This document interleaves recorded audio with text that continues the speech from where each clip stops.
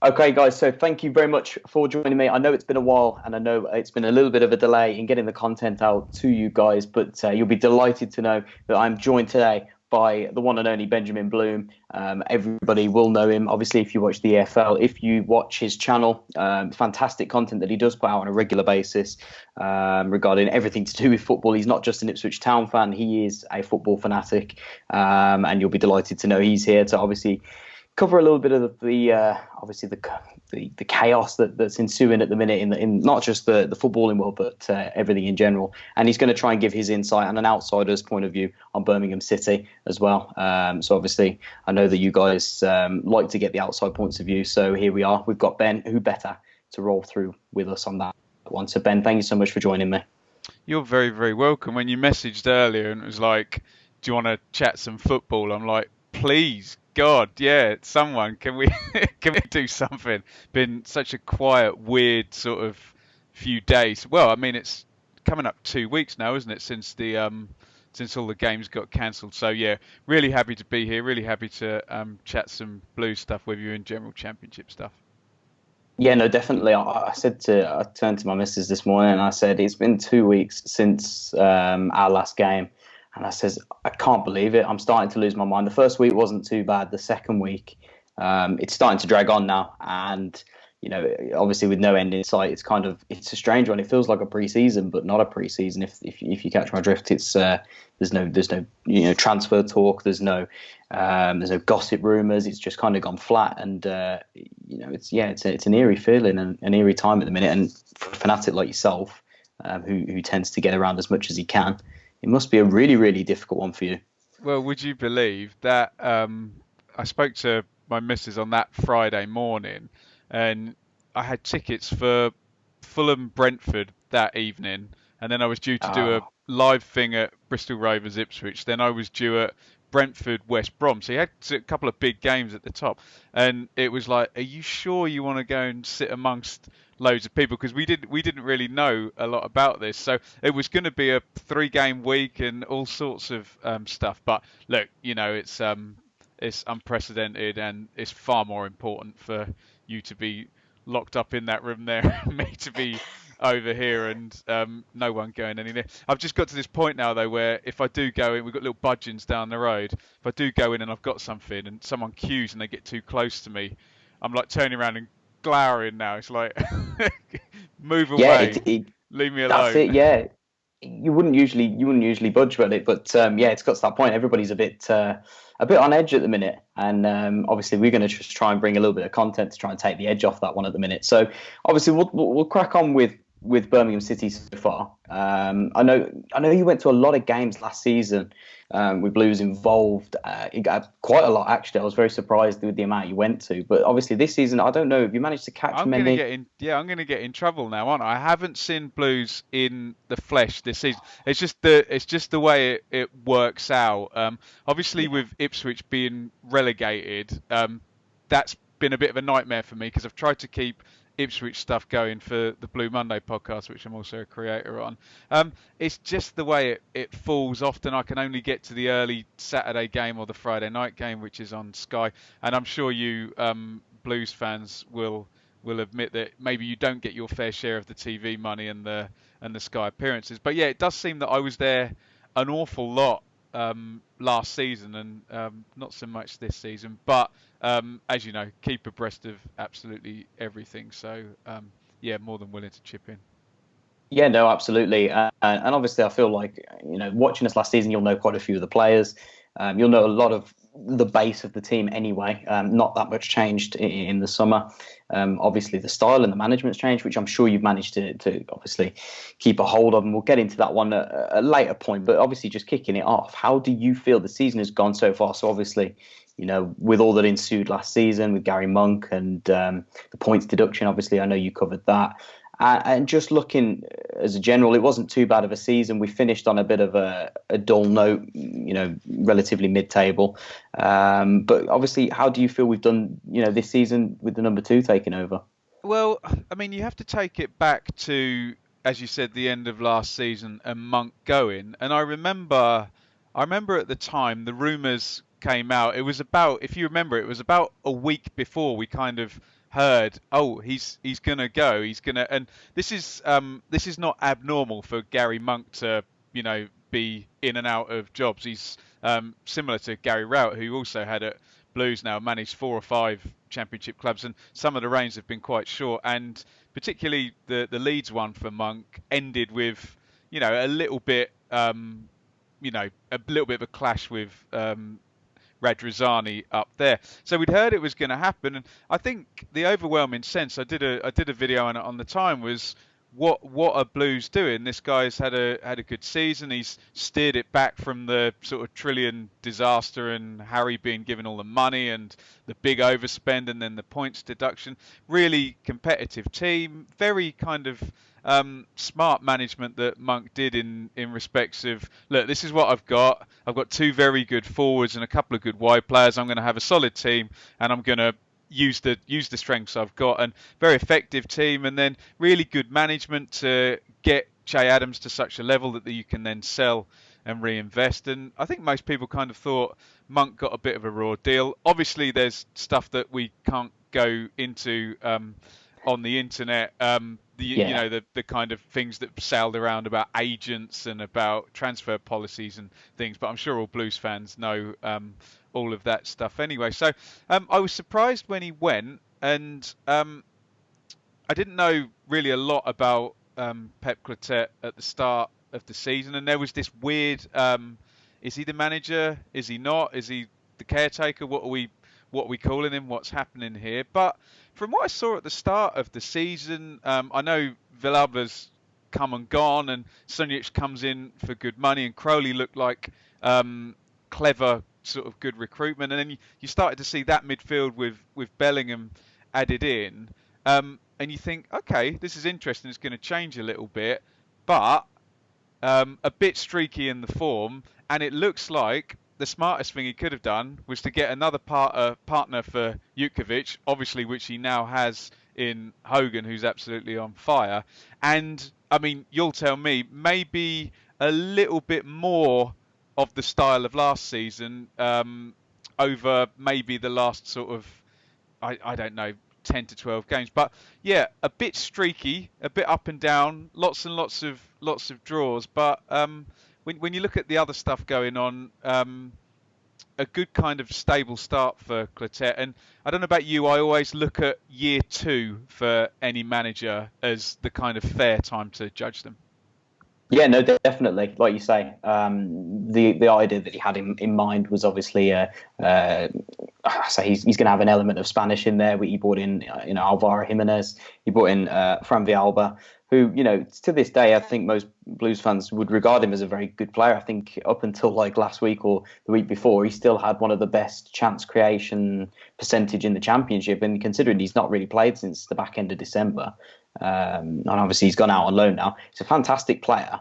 With the wrong attitude, unfortunately, who come in. But yeah, like you say, he went for that approach, and whether it be right or wrong, I think the problem is for us at this moment in time is that we've kind of fluctuated too much in style in too short a period. We've gone from Gary Monk's very, say, direct, counter-attacking, slightly direct with Jutkiewicz up front. That's not a bad thing. That's not a slight. No, I think he played it well. Yeah, of course. Yeah, I mean, when you've got a player like Jutkiewicz up front, he is, the target man in the Championship, as to speak, up there with Mitrovic and such. And obviously, using those strengths, we've gone from that to trying to build, a team where there's lots of strengths in lots of different areas. A good footballing team, a good technical team who can have Jutkiewicz then to hit the diagonal if we need it as that out ball. And then to fluctuate again back the way we've done since bringing Hogan in, and we've definitely gone back to the same sort of standard 4-4-2, 2 good wide players and 2 good forward players. So I think, obviously, from an outsider's point of view, does that bode well for consistency? Is that the reason why we are where we are, and when maybe not as high as some would like us to be? It's the classic, isn't it? It's, do you follow the long-term plan for maybe a bit of a lower league finish this season, or do you go for the instant results? It's so difficult for managers, isn't it? Because you can see there's a fair amount of evidence stacked up that, like you said, he doesn't necessarily want to play in a direct kind of physical way, and then the results drop off, and it is easy to kind of flip back to that. What you do find with most good championship teams, though, is, and I mean, a team like Norwich, it's painful for me to say as an Ipswich fan, is a bit of a Yeah, rarity where they were just all football, but other sides like like the Sheffield United example, maybe a little bit West Brom. A lot of them can do both, and they do have players in there that can put in a set play, can win headers, can win tackles, and things of that nature. So you do need to be able to do both. So I guess for you as a Blues fan, the what you'd like to see now is, well, we've tried this sort of Villarble, Sunjic, Bellingham, Crowley type midfield. We haven't mentioned Bella as well. That was good recruitment as well. Actually, a lot of the Blues recruitment absolutely. Yeah, has been really good. And what you'd hope now is that you can kind of come to a happy medium where I can see that you're kind of worried if Jutkovic is not there, or he's how old is Jutkovic? Oh, he's only 30. So he's going to be around for a good few more seasons, you would think. But yeah, yeah, you want to kind of see the hybrid of both, where you can look after yourself. If you've got players like Roberts and Dean and Keithton Bell coming back, Pedersen, you've got plenty of good physical players there, and it's just, I think, trying to marry the two. And it's fair enough for a manager to kind of learn that and figure that as he goes, and hopefully he's given the time to do so, because there does seem some evidence that he's done some good things. And if the recruitment works well, and if you do get this massive splurge of money that we're expecting you to get in the summer, maybe things can move on from there. Yeah, no, absolutely. Like you say, it's about finding that balance between being able to do the two. I think, like you say, Norwich are not a rarity as to speak, because I think Bournemouth did it a few years ago as well. They weren't particularly physical and direct. They very much like to play on the counter and very quick and flexible. But I think that was our biggest issue. I think if you look back to when Crowley and Villalba were in and doing their thing back in sort of October, November time, we didn't have a plan B. Jutkovic wasn't really in form at the time. And we struggled when things weren't going our way and teams sat in too deep against us. And I think we've kind of got that again now, where we're struggling to, at times, play out now.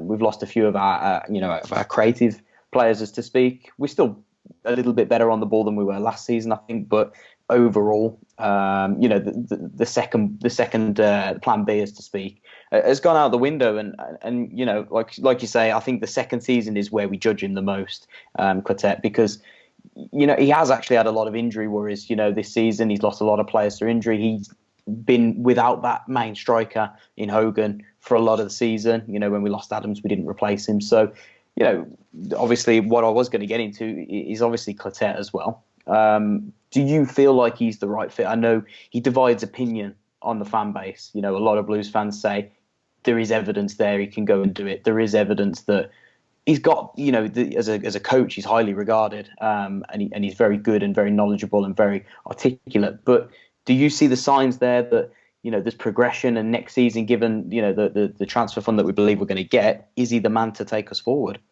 I think he can do it. I mean, it's one of those where it's kind of a flip of the coin at the moment. You would say there's been things that have gone against him. You mentioned the injuries, and there does just seem to be this constant thing with the ownership at Birmingham, that you've got to tread that line, and that there's other chaos and stuff that you've got to kind of sort out and ride out. I think he can be, and I don't think it's fair to judge based on this season alone. So if you've given him this long now, I think you need to give him another season.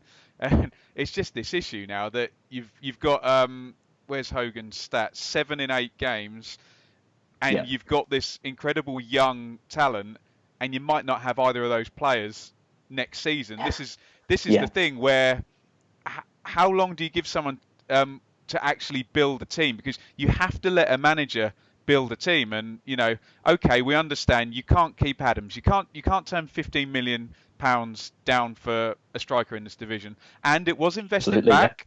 And you look at the ages of the people that have come in that have actually been signed, in terms of Pedersen 25 there, Bella 26, Crowley 22. How old is Sonia? It's 23. There's plenty of resale value, so it looks like he has a chance to build a team. But those two players I mentioned might not be there, and it's 22 goals of, was it 22 Adams got? That's Yes, yeah, hard to replace, and I know Hogan's very nicely paid at Villa, isn't he? So to get he somewhere is. Yeah. close to that next season, I'd be interested in your thoughts totally as well. But I think he deserves the chance to build his team, and that doesn't just necessarily means 2 seasons. That means let him, actually be able to have the time with the players without them all being sold from out underneath him.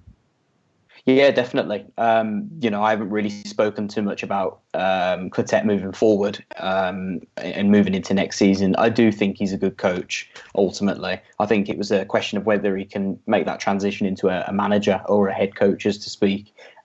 He's very good. He's very knowledgeable. And I think I think his biggest issue is where a lot of fans can't seem to get motivated by what he says. You watch a lot of his press conferences. He's very sort of flat, but I do think he's very intelligent, and I think how is he in game? Does he spot things and tweak things and change things in game? Because that's always the sign of a good manager.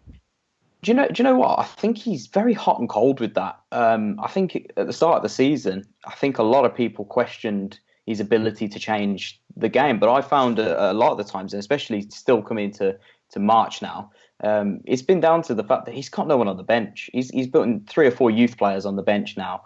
Per game because of the amount of injuries we've got. Magoma's still out. Crowley's been in and out of the team since November with injuries. Bella's out injured at the minute. Montero could never stay fit. So we've got a lot of injury issues, and he's just kind of not had the resources on the bench. But I think he can change it in game. I think when we had a decent bench, as to speak, we were kind of changing games and winning a lot of games when he would go and set up defensively to counter attack when we'd got that goal. I would say, yeah, like you say, give him another season, move forward with him, and give him the budget then to kind of bring in those last 3, 4, 5 players that obviously he wants. We knew that Adams was going to go. He knew that was going to be a massive loss. But I'm sure he expected I think it was Puskas he wanted in the summer. Oh, really? Okay. Yeah. They spent the whole entire transfer window chasing Puskas for him only to turn around and say, I think Reading have got a better chance of promotion. So he went to Reading in the end, and obviously that's not worked out particularly well for him either. So, like you say, there's a lot of resale growth, and another thing I wanted to talk to you about was that's exactly where the owners want to go now. They've gone down the Redknapp route of spending and not particularly caring about where their money goes, as to speak. There's no real thought process. But now they're trying to. It's a bit corny to say, but they're trying to model it on Brentford, as to speak. It's a very admirable way, and I've admired the Brentford way for a long time. But buying young players for low cost, as to speak, low wage, low cost, and then to resell them on for big profit. They've bought in Jeremy Bella for a free transfer, as to speak. He will have a resale value immediately of 4 or 5 million at least. Hogan is a player that obviously he's on loan, but if they can get him in, he's low cost. I'm trying to think. Dan Crowley, £750,000. Great side in that. A fantastic piece of business, yeah.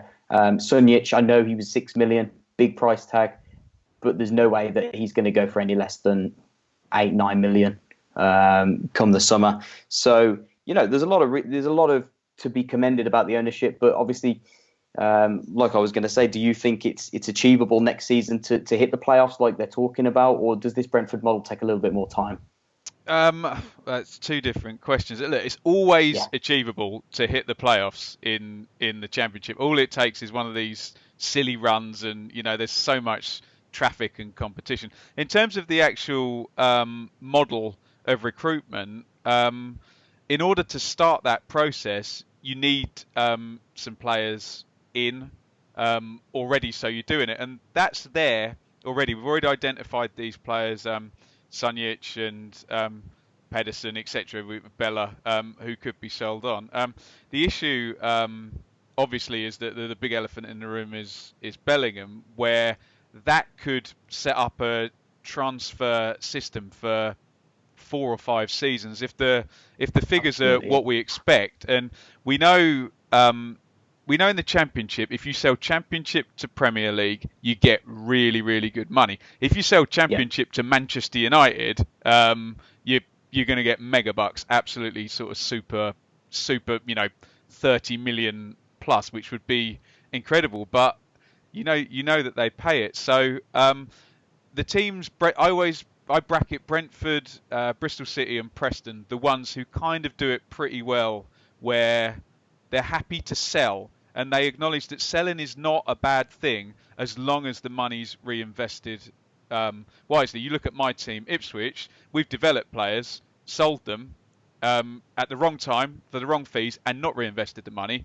and we're 10th in League One. So that's the wrong For way sure. of doing it. But yeah, I really do think it's so difficult because you look at the Leeds example last year where they said, do we sell the crown jewels, which was Calvin Phillips, for 25 million, or do we shift out Janssen and Clark, who we can survive without because we know we can get promoted with Phillips? I think Birmingham don't necessarily have that luxury where they are going to have to sell the crown jewels, and then it's, do you keep on that path of young players and 3 or 4 come in and bank some money Yeah. and get the right side of FFP and say this is a 2-3 year project, or do you say we've just had a hell of an amount of money come in, let's build a team for this season? I guess given the experience of Trillian and Harry Redknapp, you'd want a bit more of a sensible long-term plan. But it definitely does seem to be the I hear fans of teams say, oh, we want to do what Brentford do, and you're kind of like, well,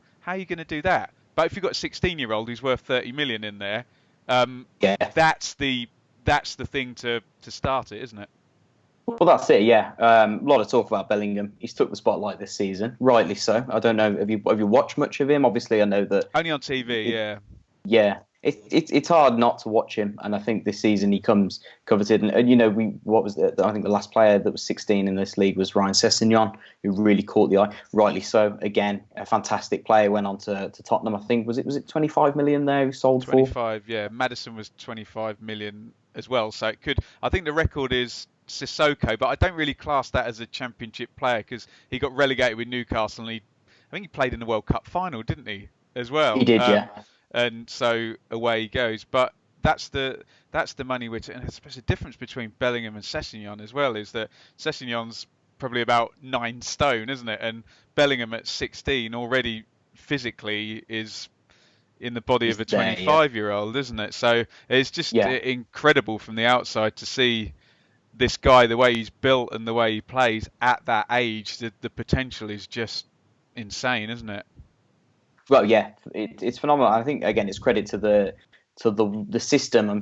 It's been in place for many a year. You know, Birmingham have had a fantastic youth academy. You know, Nathan Redmond's come through, Jack Butland's come through, Damari Gray, Jordan Much. A lot of fantastic players have come through the academy system, and there's plenty more coming through. I think Viv Solomon Otterbohr went abroad to Russia.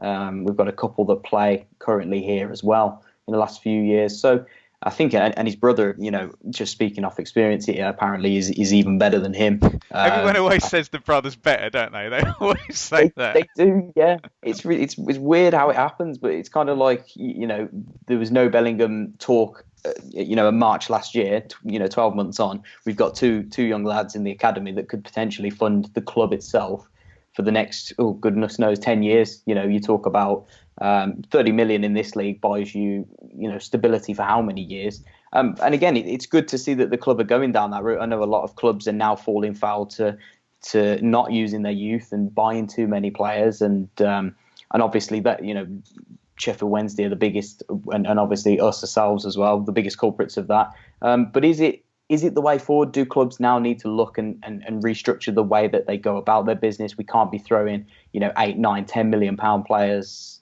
a go. Do we need to reform and start looking to bring the youth through more?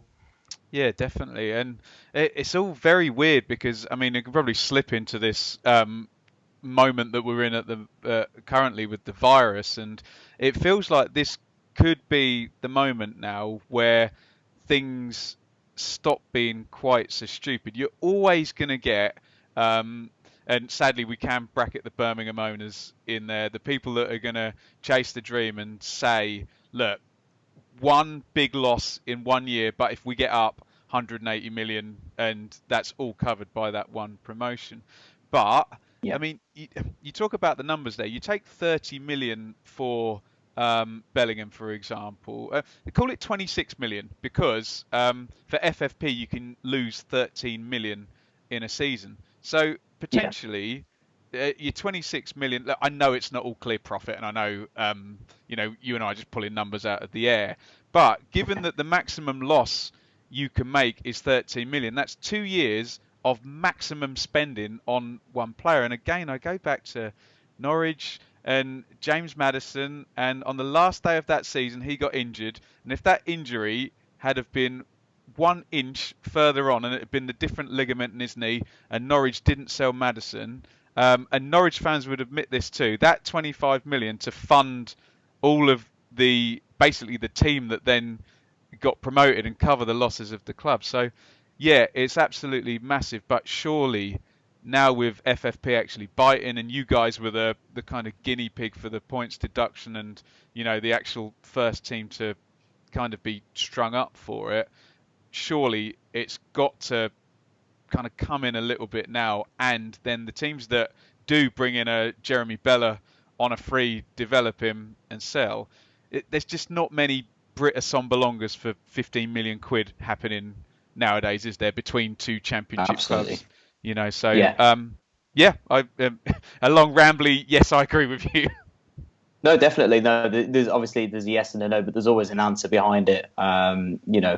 We say obviously it can't go on forever. We can't sustain this. 15 million for Britt Assombalonga. Was it 15 million for Dwight Gale? Everybody wanted, including ourselves. I think we took a punt at him in the summer. I think we then start to realise that you can't be throwing that kind of money around in the Championship anymore. It's just not there. While the risk is great, ultimately only 6 teams get into those playoff positions anyway, between playoff and automatic, and only 3 go up. So obviously the risk is huge. But I just wanted to obviously wrap up our chat about Birmingham before we get onto the Championship quickly.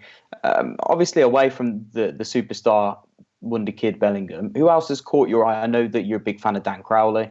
Again, a fantastic player who I think has been at times played out of position out on the right hand side this season. Definitely more of a number 10. But is there anybody else, obviously, that you feel, that's a kind of player that they could sell on to the Premier League, is definitely ready to go now, or anything like that? When I've done kind of representative 11s and stuff, I've had Blues fans comment at me saying, Ben, you need to start looking at Pedersen for the left back, because I know that was kind of a troublesome sort of signing at the time. I know it wasn't the reason for the FFP, and you were kind of let off for that thing, but Yeah. I think he's come on nicely. Max Collin, I don't know how his 6 assists have come this season, but maybe that's the Brentford way.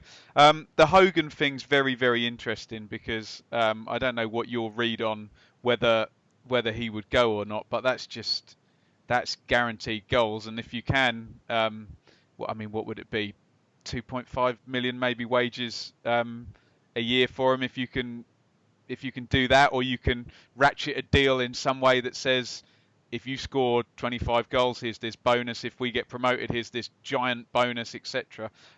They're the interesting ones. But the thing is, there's generally the basis of a team there that you would be happy with most of this team. Obviously, how old Lee Camp's about 100 now, isn't he? Maybe going forward, he's 35, isn't he? Maybe going forward there needs to be a long-term solution at goalkeeper. But no, there's lots of players who are good age, who have got lots of championship experience. You've got that little sprinkling of creative players and young players who have got the resale value, and to drive your team on. Again, I give the example of Ipswich. If you just continually bringing in, like, I don't know, Jordan Spence on a free transfer with no resale value, or name any one of about 50 Mick McCarthy signings, then in the end you've got to have that turnover. So I think there's the makings of something good there, and it kind of all rides on this potential big deal that we expect to happen, and maybe then a sprinkling of, like you said, 4 or 5 better players, and all of a sudden you're taking a reasonably competitive mid-table team, and where does a reasonably competitive mid-table team go in the Championship? If you improve it, it goes towards the playoffs, and then anything can happen. For sure, yeah, and obviously I'm sure the ownership have got that in mind for next season, and obviously we'll wait and see. Depending on, I think it's a big summer. Well, we say summer transfer window now. It's probably going to be more like an autumn, if we're lucky, an autumn transfer window. But we'll get into that one now. And obviously it's a peculiar time. It's a unique time for the Championship, and it's something that we've not had in our lifetime. I'm pretty sure it's not really happened in football altogether.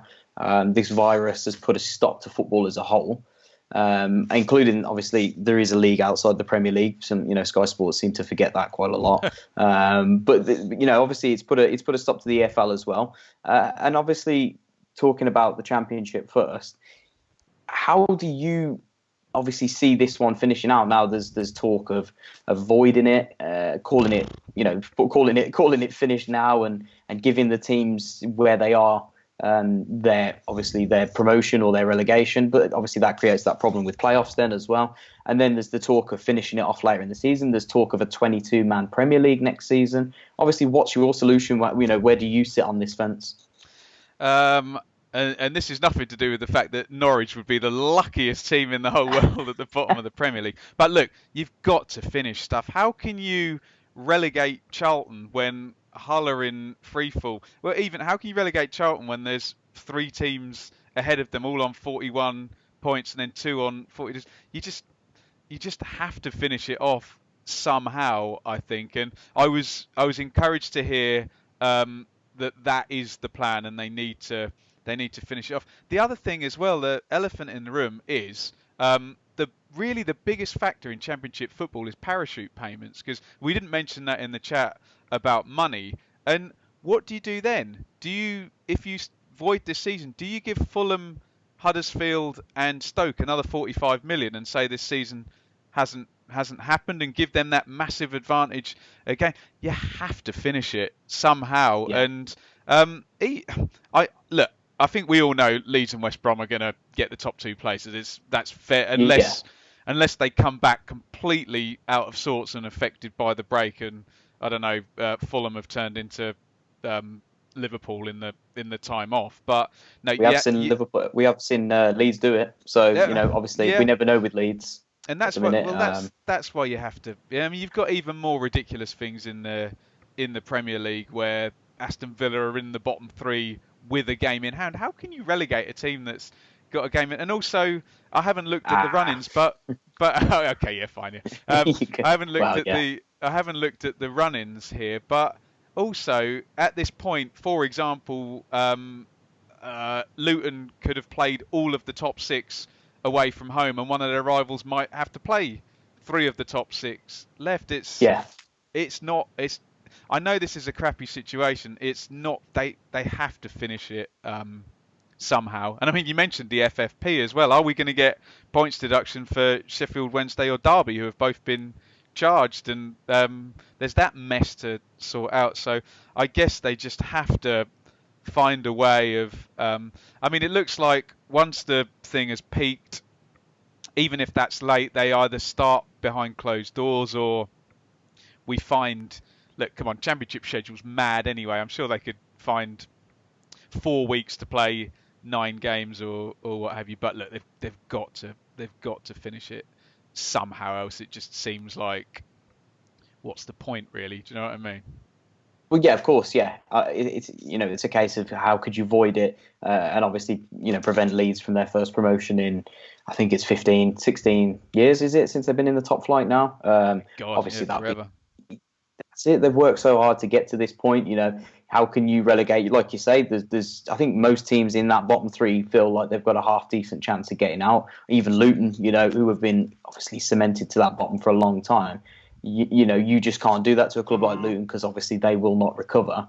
Given the situation that obviously they're not a big spender, it's not big money. If they went down, I couldn't see them coming back up for a couple of seasons. So obviously there's all those, and obviously Premier League as well. We talk about not finishing it there. If Aston Villa come down, for example, they're in big trouble with obviously the EFL. the EFL are breathing over their shoulder for their spending over the 3 or 4 years they were down. To call it void, you let them off with essentially breaking the rules as such. And it's the same, Norwich come down. There's all these factors to figure out. I think to call it void is impossible almost. It almost breaks the integrity of the game as well, and obviously causes all those legal issues as well. But obviously, moving on to in terms of the teams that are due to go up, we say that Leeds and West Brom are pretty much there in terms of the guaranteed the top two. We feel like they'll go up. Playoffs turns to obviously the more interesting point. Who do you feel like is going to make up the 4 teams in the playoffs? And so much of this depends on how long we're going to have to wait, and you just never know with teams. There's always teams that after every international break are rubbish. They can't even cope with having 2 weeks off, and they lose all their momentum, and their form goes out the window. So you just don't know what's going to happen. I mean, there's 9 games. The issue I've got is that there's not really a lot of quality below the playoffs. If you look, Bristol City have been so inconsistent.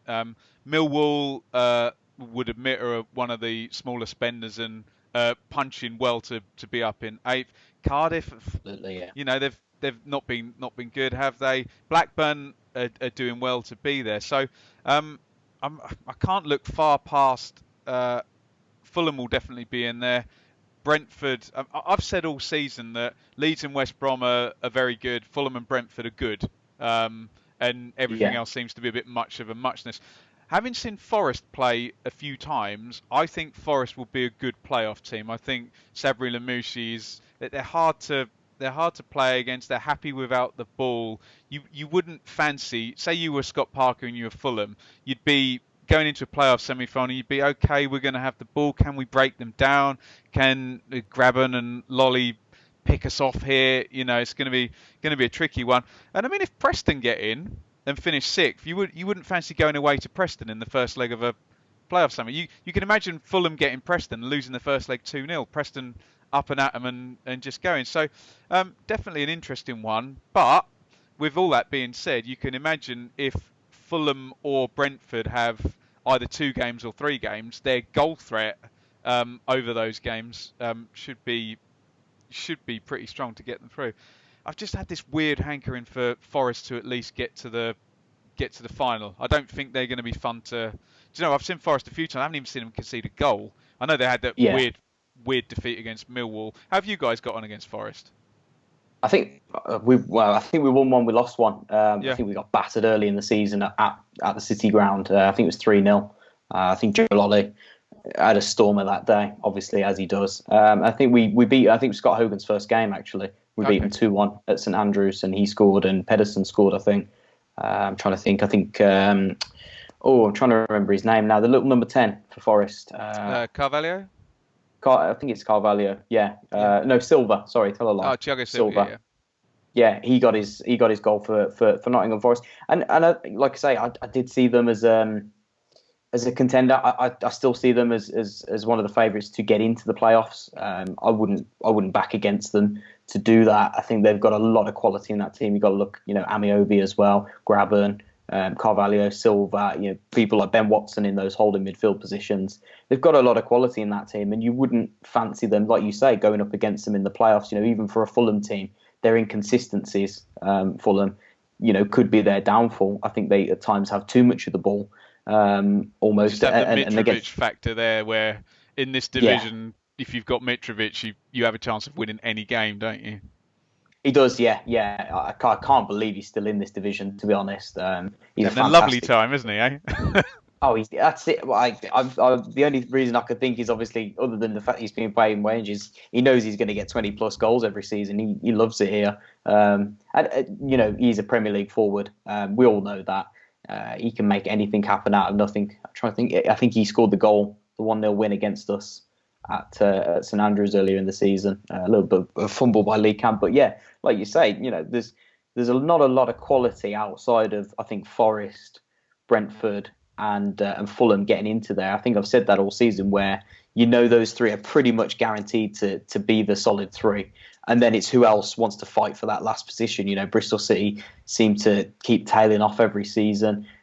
Preston go on good runs and then bad runs. They can't seem to hit their stride consistently.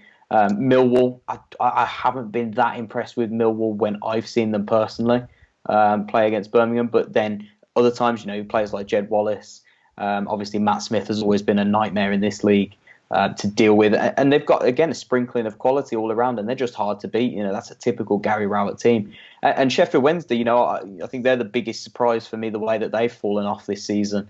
I'd have had them at Christmas as favourites to possibly win the playoffs. Weren't they? Yeah, they were. Yeah, I'd have put them favourites to win it with the quality that they had as well in that team. Look at the quick maths now. They're on 48 points. You guys, you got the charge, didn't you? You got the flagrant breach, but then you got the points back for cooperating. Sheffield Wednesday have not cooperated, so you'd think they'd get more than 9 points. So say they get 10 points, they're relegated. As it stands again, at the moment, incredible. That's part of the you can't call this season void, because if they do continue to prosecute them come later in the season, and you say, well, we're going to follow through with this because it's still the season in question, those relegation teams will feel, well, if you're going to deduct Sheffield Wednesday points, they could go down and we could survive. It's all a big legal mess where they simply couldn't have ever called it void. I think that was, as a suggestion, was very drastic. But obviously, we'll come on to Sheffield Wednesday and in a minute in terms of their issues and Derby. But obviously, if you were to narrow your master to the four now, obviously you're going with Brentford, you're going with Fulham, you're going with Forest, and who's your fourth pick for that one?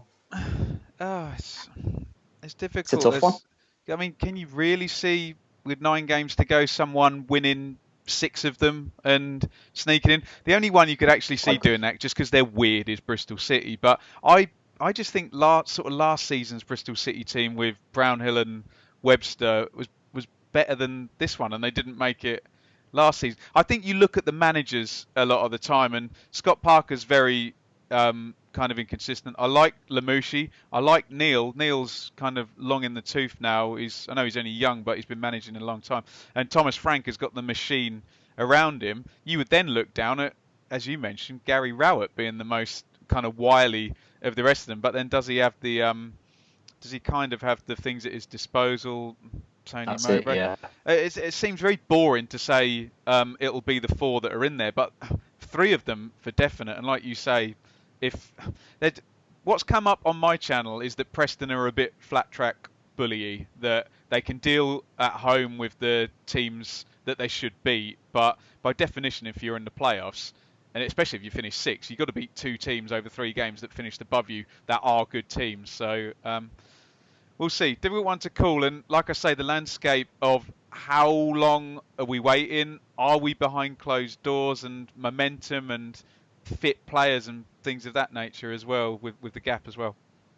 Well, that's the that's the thing. I just to round this one off, I'm going to stick my neck on the line and say I actually fancy Blackburn to make a late push. We haven't really mentioned too much of Blackburn, and obviously you just mentioned Mowbray though. I love Ipswich fan. I love Tony Mowbray. Yeah. No, absolutely, yeah. He's kind of surprised me with his adaptability. Everybody has him down as a little bit of a dinosaur, but I think he's far from it. I think he's quite an underrated. Bloke, yeah. He is, yeah. He's kind of looked over this season, and I think the push that they're making the back end of the season, if they can keep that momentum coming out of this break, I think that they could be an outside chance, because like you say, all the teams above them seem to be lacking that consistency. They're the only team in there who's been capable this season of putting together. I think they had an 8 or 9 game run of 2 points per game. I know Swansea for the first 6 games did, but Millwall had a long run, but very similar to your long unbeaten run, where it was impressive, but there was a lot of draws, so the points per game wasn't actually as high as if you were winning 2 and losing 1 the whole time. But yeah, it might be a bad shout. And interestingly, Blackburn, even without Dak, when he did his knee ligaments, done well without him, haven't they? Yeah, no, absolutely. Yeah, they've kind of managed to find that instinct still with obviously Lewis Travis and Holtby as well coming into the team. I know he's been in and out with injuries, but I think it's always that one team that comes up and sneaks up on you, and whoever can make that run happen towards the back end of the season. I think Blackburn are the team that's showing the most promise. But Bristol City, they've got Benik coming back as well. They should have him back by And after this there's as well. another point. There you go. We'd written off Benik for the whole season, but what if we restart in September? Then you can have Nucky Wells, Benik. You never know what it's going to throw up, do you? No, definitely. It's going to be an interesting. I think the playoffs are going to hold the most surprises going into it. If you were to pick a favourite there to win it, out of them four, it's got for me. It's got to be Brentford. Four at the moment. Tricky, isn't it? You'd say Brentford and Fulham are the best teams there, but possibly Forest and Preston have got the better managers. So nicely set up. And just a quick one as well. What the hell do they do about contracts and about, is there a situation where you might have a transfer window opening before the season ends because players' contracts have gone, and it would be unfair to not let the players work? And you could have a team like Bristol City cashed in on Josh Brownhill be able to artificially boost their. Who knows what the hell they're going to do to sort this out? It'd be very. There needs to be some kind of blanket agreement on the contracts that they just extend to the point. But then clubs have got budgets worked out. Can you pay an extra 3 months that you didn't budget for? What a mess. That's it.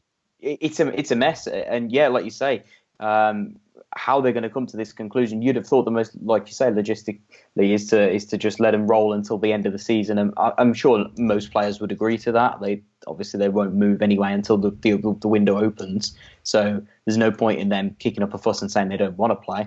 But like you say, it's all about budgeting. It's teams, And take Scott Hogan, for example. Let's pull a random number out of the air. Imagine Birmingham are contributing 10 grand a week to Scott Hogan's wages. That's 40 grand a month for another 3 months. Do Birmingham have to find another 120 grand to keep Scott Hogan? That's it, yeah. It's very tricky. Yeah. And that's it as well, especially, with the club that's been flirting with FFP for a couple of years now. Quite. And obviously we've still been watching, they're watching us this season. I know that we've just been cleared of it, which I think was a soft, move by the EFL. I don't think they particularly have much of a case. But, like I say, we've still been treading that water. And do the club really want to go ahead and say, we can afford that extra 120, 150 grand a week until the end of the season? I hope it's not 150 grand a week. I'd be a bit worried if it were. Not saying he's not worth it though. 7 goals in 8 games, but there you go. But like you say, it's questions for when obviously we do get closer to the time and teams start figuring that one out. But moving on to Sheffield Wednesday and to Derby. I know obviously, like you say, I think you put it perfectly earlier. We are the guinea pig, or we were the guinea pig for the EFL's trial, obviously, of the FFP rules. And I think in the end, I don't think we were hard done by. I think we were fairly prosecuted. I thought 9 points was fair, I guess. We couldn't have argued. We got a bit of a fine as well and a bit of an embargo while it was going on. I don't think they hit us too badly. But obviously the charges coming up against the other two teams are a little bit more severe. I know that because we complied, it was we were a bit, taken a bit easy as to such. But obviously, how do you see this one going? I know Sheffield Wednesday's backlog of overspending goes a bit further than ours. Derby as well, obviously, with the stadium disagreements. How do you see those two playing out? And obviously, what do you feel is potentially a fair punishment for those? God. First of all, on your FFP, I think a lot of it was fair, but you put your accounts in July and they didn't come up with anything until last international break. So they took too long. And then the other thing, you had this ridiculous situation where you were under embargo, signed Pedersen under embargo, but the EFL let you do it.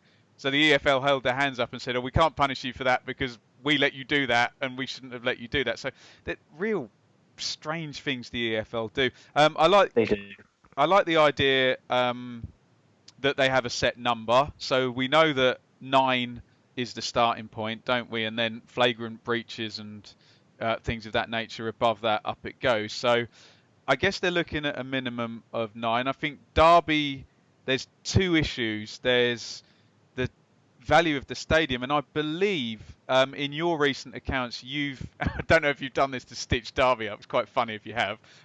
You've done the stadium resale at a much, much lower figure than than, I think, what did they go for, 25, 30 million or something, and Derby's went through their books at 80 million or something crazy Yeah, like that.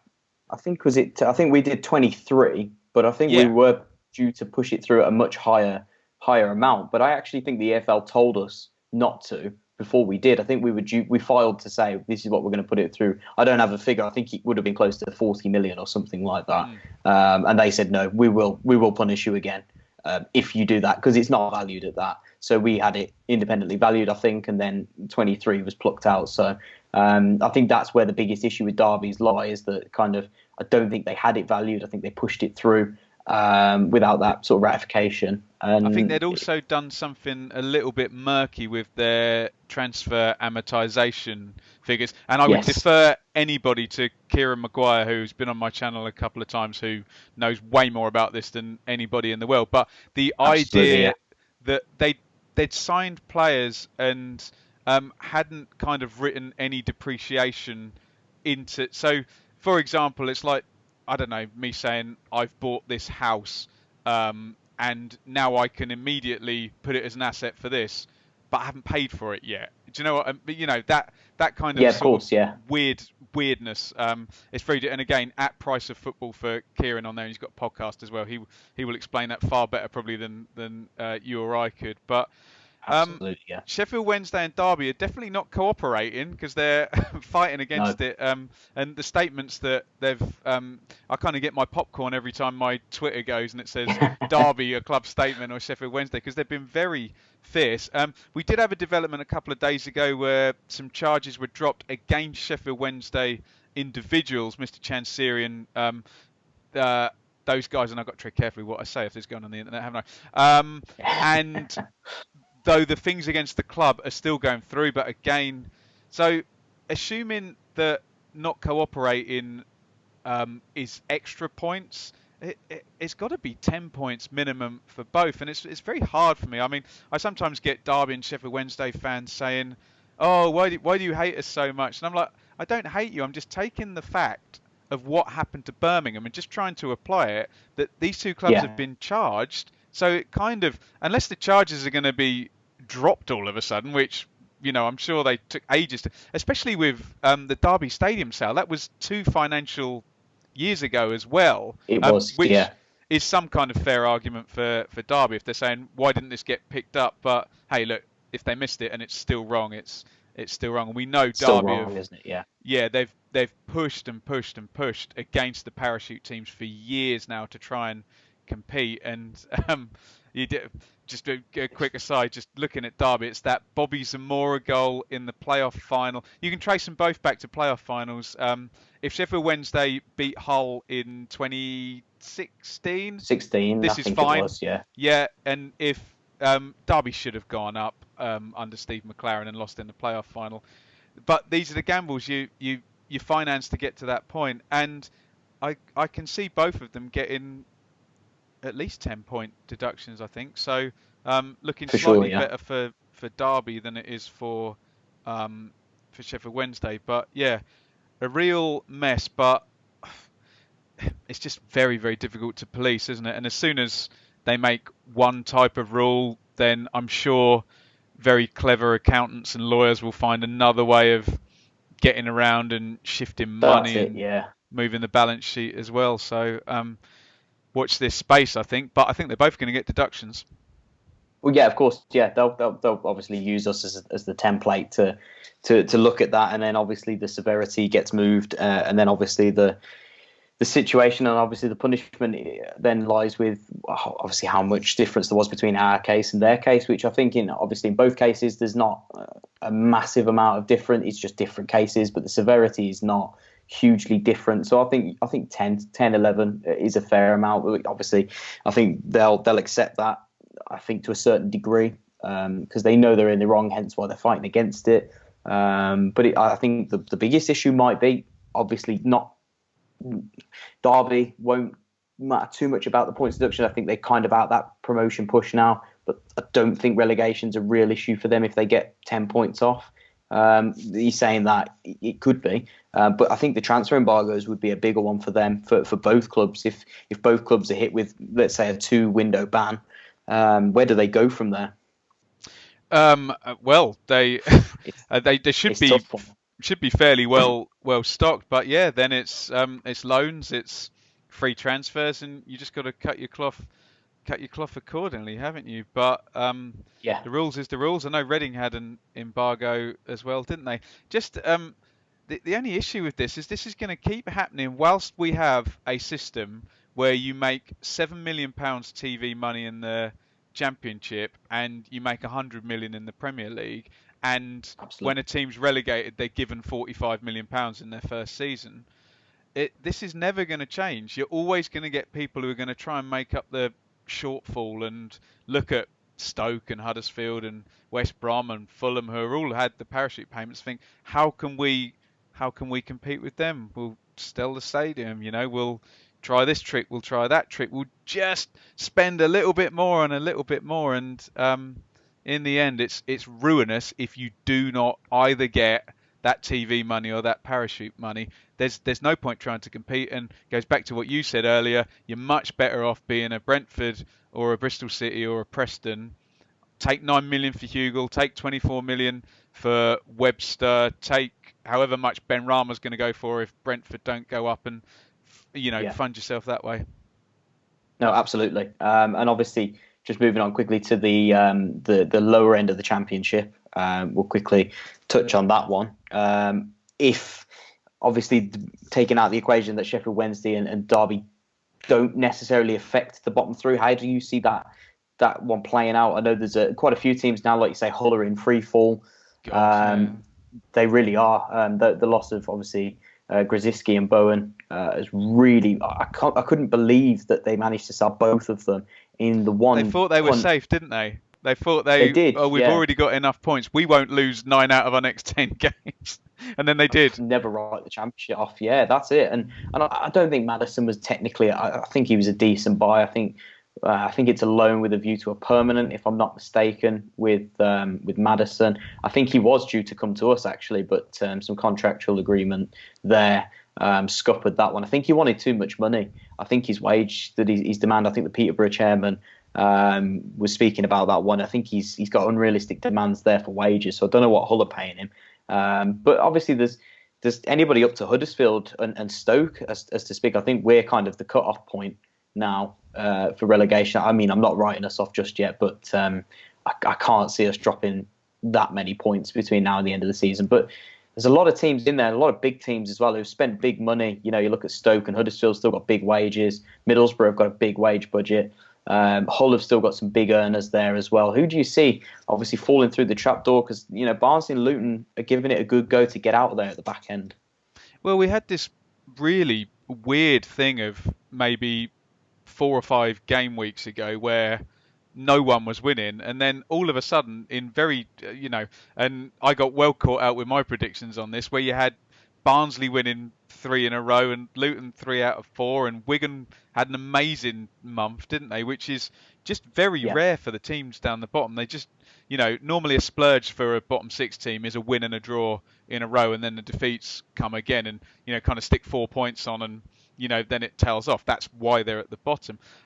Like you, probably, I've been predicting all season, oh, Stoke and Huddersfield, they'll be all right. There's enough quality in the end that'll out, and yeah, yet they're 3 points off it. And I think that's what stitched Hull up a little bit as well, because like you said, the alarms have obviously gone, right, I think we've got enough points now. We can get Grzycki off the wage bill and cash in on Bowen, and then I saw. Look, I know Leeds are really good, but I saw them absolutely maul Hull. they did. Yeah, Yeah, in the flesh. That did not look good, and Hull have obviously dropped down there. I was at Charlton versus Borough.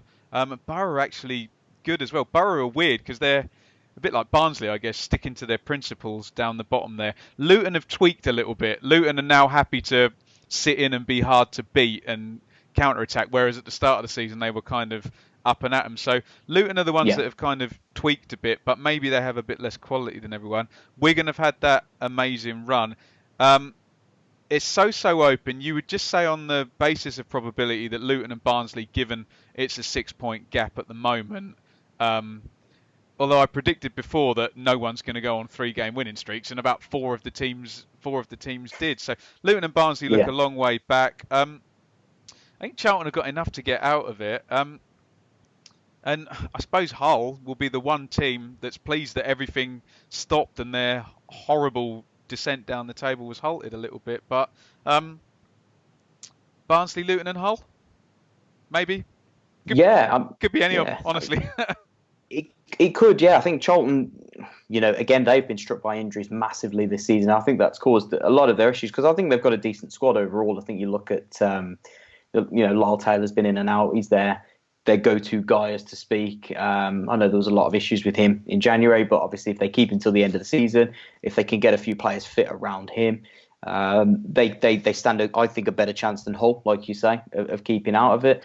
I think the one to watch for me, honestly, and I know you said that you've been quite impressed with them, but I think Middlesbrough just keep flirting with that trapdoor a little bit too much. I think they do play some good stuff at times, and like you say, they do stick to their principles, and like you say, but I think Woodgate's inexperience, I think, is causing them a few issues. I don't think he's necessarily a bad manager, as to speak, but a lot of inexperience, and I think an aging squad. I think if you look at the squad as well, especially across the back line and the across those sort of areas, they've really sort of struggled to replace there, and I think that they've got a lot of issues within there. I think it's anybody's between Hull, Charlton, and Middlesbrough, I would say. I think Wigan. I think Paul is. I think the manager there. He's got the knack of getting them out of it. I think he's done well especially last couple of years. Games as well in the last couple of years, hasn't he? That's it, yeah. He's kind of made it a hard place to go, hard to beat there, and they'll accept that if they can get a point on the road and then obviously win their home games, that a safe bet to stay just above the tread the water. But I think that there's a couple of teams in there that seem to lack the consistency again. But we talk about that word all the time in the Championship. Consistency is a massive issue, and obviously the teams down the bottom, they can't put a run together. They go down if you can't get it up the top. You obviously fail to get into the playoffs, but it's a wide open league. Again, it flirts back to the point that we can't call this season void. There's too much to play for. There's too many points up for grabs, and there's too many teams within that bracket. But obviously, I don't know if you wanted to put anything else into this, but I just wanted to kind of get your team of the season so far, if we can go into that one quickly to finish this off. Player for player. Yeah, absolutely. Yeah, we'll go with a standard 4-4-2. Oh Christ! Based on what I've seen, I like Samba in goal for Forest. I've seen him. I don't think I've seen him concede a goal. I know he had a bit of a dodgy one the other day. I think it's hard with a 4-4-2 because I'd like to get Pereira in for West Brom somehow, and he's kind of. Do you want to go with a 4-2-3-1 maybe? Yeah. Yeah. Go with that. Obviously, Mitrovic is the standout top striker in the division. Absolutely, yeah. And I think Ben White and Calvin Phillips have to kind of go in as well. You'd like Ben Rama in there if it's a 4-2-3-1, maybe off one of the sides. Maybe Ben Pearson, possibly from Stoke, one of the holders there. Jed Wallace would have a fair shout. I'm struggling for centre half partners as well for Ben White. Who would be amongst your names? It's a difficult one. I think one that's kind of caught my eye. I know they've had a really good defensive record for the majority of the season. Is actually Ethan Pinnock at at Brentford. It's an outside shout, but I think he's like I say, he's been a bit of a raw talent the last two seasons. Henry as well, their left back. I know you probably give a shout for Pedersen, but he's been a good player as well. No, a big admirer of Rico Henry. I think his attacking presence offers a lot for Brentford. I think he was excellent as well when I used to go and watch him at Walsall. So, fantastic player. Yeah, do you know what? Tom Kearney for the first 3 months of the season was fantastic in central midfield. He always is, yeah. He's always a standout. I'd say that's fair to go Rico Henry at left back and Ethan Pinnock maybe at centre half to partner Ben White in there. As I said about pairing, it's difficult because there's not been too many standout centre halves this season. Other than Ben White, you maybe look at, Carl Bartley's been very inconsistent for West Brom this season. They've never really had a solid back four. Ajayi as well.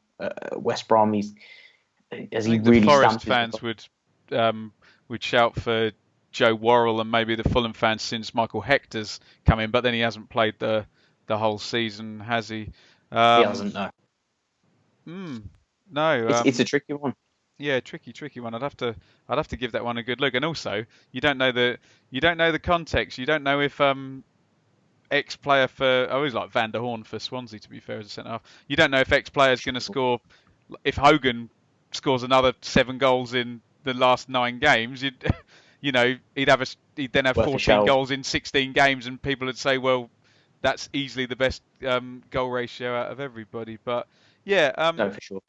and actually, John Swift as well has been really, really good for Reading in kind of central midfield or further forward as well. So there's been a few standout players, but it just feels a little bit, especially with Jared Bowen gone as well, that last season was a bit more obvious. You had Reece James in on loan, who was ridiculously good for Wigan. You had Buendia and Pookie for Norwich, who were brilliant. Pablo Hernandez was brilliant last season as well.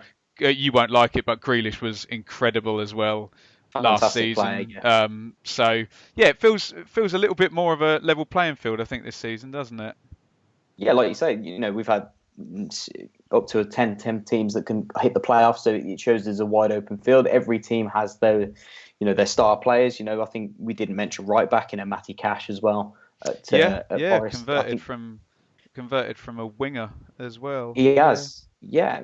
And that's it. It's the modern fullback. He's very attacking. Like, we got Rico Henry on the other side, could definitely play as a left-sided winger as well, I think, if required. But that's why I kind of left Worrell out, because I was going to put Matty Cash on the right-hand side instead. But like you say, I think it's been a wide open playing field, and nobody really has particularly stood out as the player of the season, other than maybe Mitrovic, but he missed a couple of Watkins games has been injury. Fantastic as well, considering he's converted in. Especially, I think a lot of us thought at the start of the season, oh, Brentford, go and sign a striker to replace Mopai. Oh, okay, you're taking the cheap way out and sticking Watkins down the middle, and it's like, okay, 22 goals later, we're and lots of headed goals and lots of penalty box goals. He's done really, really well. But the issue is, if you're playing a 4-2-3-1, that Mitrovic is the guy, isn't he? So. He is, yeah. You can't look any further than that. But like you say, it's been a difficult one. But I don't know if you've got anything else more to go off on this one at all, or anything else to add to it. It's been a great chat, and I must apologise to Blues fans who have been. I have got some crap off Blues fans for not being down there often enough. It's not even that hard for me to get to. I'm here in Bedfordshire, so I can be up to Birmingham in hour and a quarter or what have you. So it's not too bad. Yeah. So I promise, try and get there. Just try and get anywhere. It'd be nice to see any kind of football match. But also, big issue for me as well. Luton have come up, and they're just down the road, so it's really easy for me to get there to see games. And I work in London, so. But yeah, I do apologise to Blues fans because I know I was there a fair amount. But you seem to have a lot of Friday night games last year that I could go to, and not quite so much this season. But yeah, no, I've really enjoyed it, and I appreciate the opportunity. And am I okay to plug my wares? No, absolutely. Plug away. So yeah, at Benjamin Bloom on Twitter and on YouTube as well. And I'm sure the guys at Birmingham Fan TV will. This is a pretty hard time for us. We spend the whole season trying to build up. I know there's more important things in the world, but trying to build up the views and the subscribers. And now we just have nothing to talk about. So if you wouldn't mind coming across and hitting subscribe, we're trying to keep the content going and doing list videos and top 10s and interviews and things of that nature. But I would appreciate your support. And we assume that Birmingham will be talking about them next season, barring 2 types of miracle that probably aren't going to happen. So well worth staying in there and be talking about Birmingham every week. Real staple in the Championship, and what could be quite exciting if a lot of money comes in and another Sunjic a year older and Bella a bit more developed, Crowley. Could be a fun season for Birmingham. So hit that subscribe button. There you go. What a sell. Absolutely. No, definitely. I couldn't have sold it any better than myself. So honestly, I'm sold. So unless Harry Redknapp did it. Oh God, no. Sorry. We're not going back to that one again. I've had enough of Red now. He's caused us 3 years of pain down the line, so we'll leave him at that one. But no, it's great to have you on, Ben. Obviously, I know that you've not been on the channel. I've not been on yours before, so I hope to obviously get you on again later on down the line. Maybe talk in the summer when we've got a little bit more to look forward to and look back on, and maybe the transfers that have gone ahead. If you were looking to get to a game before the end of the season, I think it's Rooney's last game is Birmingham. I think he's took. Okay. You've got us last game of the season at St Andrews. So if He'll you get were sent looking, off, won't he? That'd be the most he, Rudy thing in the world. That'd be brilliant. He got sent off at St Andrews once for Everton, didn't he? I think that was his first Premier League game, or his first league game was against us, and he got sent off. So if he was to go out in style again, he gets sent off in his last. There you go. But, to be fair though, I've seen him a couple of times for Derby. He's absolutely taking the piss. He's so much better on the ball technically than most of the players in the league. He doesn't really need to run, but it's quite amusing to watch. And I did see him score a Panenka penalty into the bargain as well. So enjoy watching Rooney strutting around like Pirlo in central midfield. No, definitely be interesting matchup to see him versus Bellingham last game of the season. There you go, young versus old. Passing the mantle on as such, but no, it's been a pleasure, and obviously, like I say, more to talk about in the summer, hopefully. Don't forget, guys, if you haven't already, go and subscribe to Ben. You've got all his channels. I will link them down below in the description as well. But Ben, it's been a pleasure. No, absolutely, and just great to hear. I don't want to sound snotty, but there's a lot of lads, scenes, limbs, and it's nice to see some intelligent, football content on YouTube, because I think that always stands up, and that's what I try to produce, and clearly what you guys are doing as well. Yeah, absolutely. Yeah, there's obviously there is a market there for us guys, and we love to talk about football, and that's all we want to do and provide for you guys. So no, it's been a great chat. It's been a long overdue, and hopefully we can keep this content rolling throughout this prolonged period. So Ben, great to speak to you, and I will catch you a little bit later on in the season, hopefully in the summer. Amen. Thanks, Ben.